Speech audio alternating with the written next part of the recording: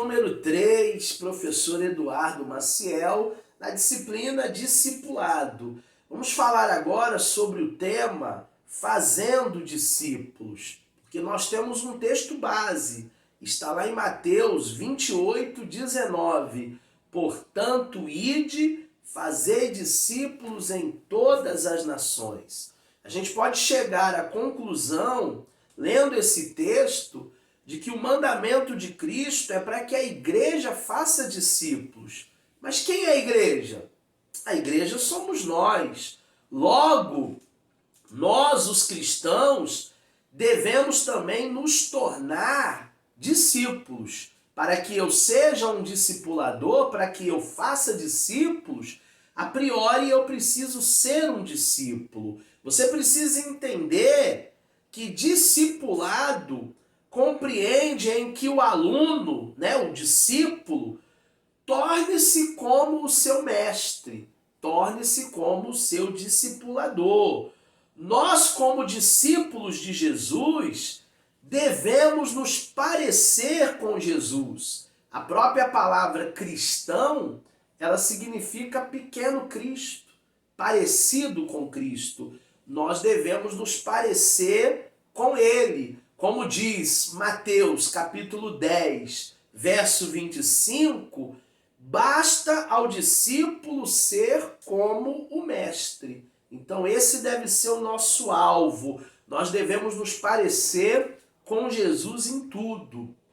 A pessoa a quem nós estamos discipulando, ela também tende a ser parecida conosco.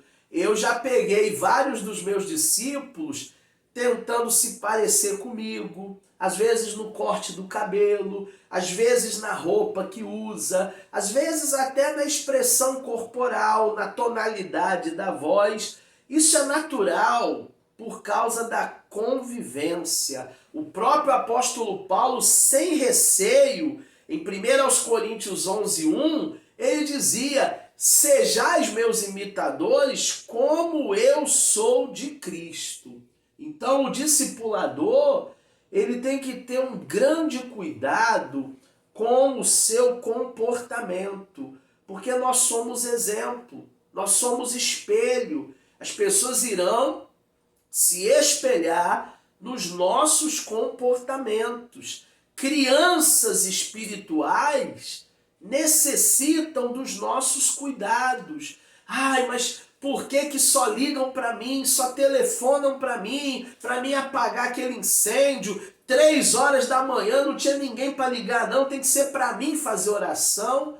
Não reclame do teu chamado, não reclame do teu ministério. Se alguém está telefonando para você, é porque esse alguém confia em você. Nós temos uma frase de Tony Evans que diz assim: discipulado é aquele processo de desenvolvimento da igreja local que progressivamente conduz os cristãos da infância para a maturidade espiritual, de tal maneira que se tornam capazes de repetir o processo com outras pessoas. Então é isso. Ontem eu fui discipulado por alguém. Hoje eu vou repetir esse processo discipulando alguém. O discipulado, ele é um processo que aos nossos olhos, o nosso alvo principal como discípulos de Jesus é formarmos discípulos e que esses nossos discípulos venham formar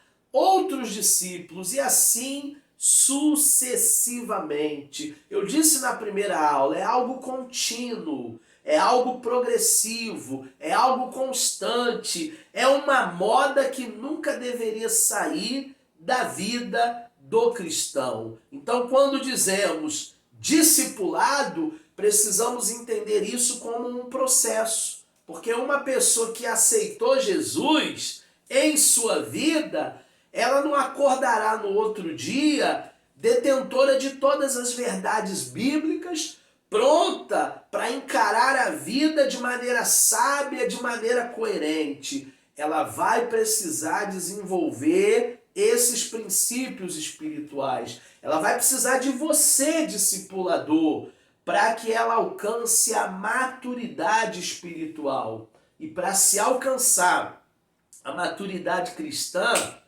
leva-se tempo. Para você ter uma ideia, parece até loucura o que eu vou falar, é assustador. Mas tem gente que está 30 anos na igreja e ainda não é um cristão maduro. Ainda é um cristão ateu, ainda é um cristão neném, uma criancinha.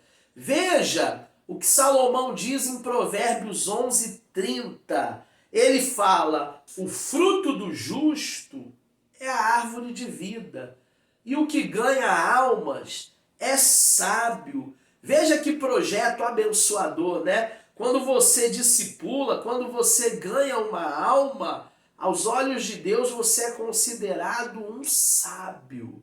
Então esse deve ser o alvo que todo discipulador tem que alcançar. Você deve ajudar o teu discipulado a se tornar um adulto espiritualmente sábio, maduro. Um adulto amadurecido é aquele capaz, né, de fazer escolhas divinamente instruídas por Deus. Ele vai fazer as escolhas baseado na palavra. Em 1 Coríntios, capítulo 2, verso 14 e 15 diz: ora, o homem natural não aceita as coisas do Espírito de Deus, porque para ele são loucura. Ele não consegue entendê-las. Mas o homem espiritual discerne espiritualmente. Então você, como discipulador, está ajudando alguém a fazer escolhas voltadas para o lado espiritual. Satanás, ele não quer que os crentes amadureçam na fé. Ele quer que os crentes permaneçam como bebês espirituais e passem assim para a vida adulta, porque enquanto eles forem bebês espirituais, eles não podem fazer muita coisa para o reino de Deus. Eles serão um peso morto, eles serão inofensivos. Essa foi a aula número 3. Fica com a gente. Bons estudos.